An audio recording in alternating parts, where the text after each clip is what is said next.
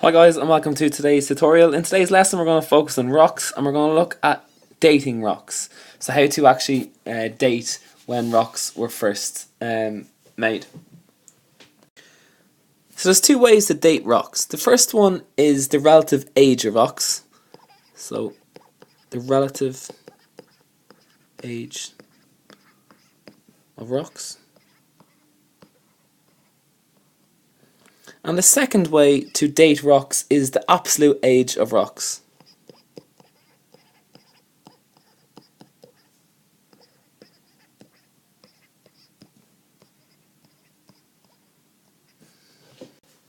So the first one we're going to look at is the relative age of rocks, and this is we use the law of superimposition here.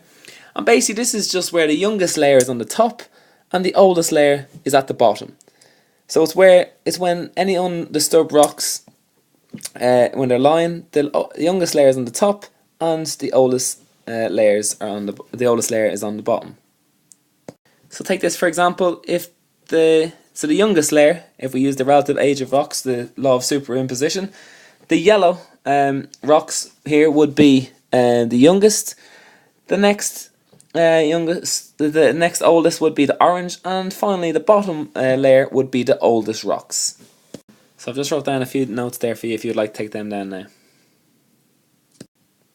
Okay, so the second one we're going to look at is the absolute age of rocks, and there's two ways we can do this. Okay, so the first way is radioactive decay rates. So radioactive decay rates. And the second way is by carbon dating. So I'll quickly explain the difference between both of those now. The first one is the radioactive decay rate. Show how long it will take for radioactive elements that are present in all rocks to actually decay. Each radioactive element in a rock decays at a fixed rate, so then they'll be able to calculate the age of the rocks because they decay at like a fixed rate. The carbon dating, this can only be used for materials that are less than 70,000 years old.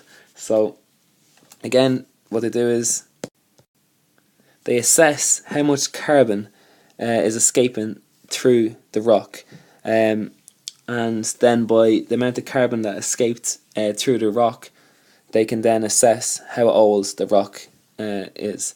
Now remember, they can only do this for materials that are less than 70,000 years old. Okay, so I've just wrote down a few different points there that you can take down.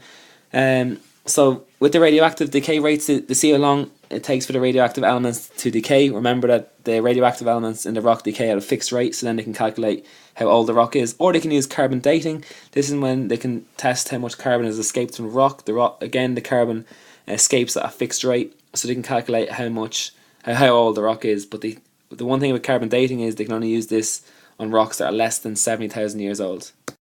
Okay, so I hope you've enjoyed this tutorial. If you have, can you please leave me some feedback? Remember, you can tweet us on Twitter, Exam Revision for you, and you can check out all our other videos for geography, maths and business for both junior and leaving certificate. Thanks guys.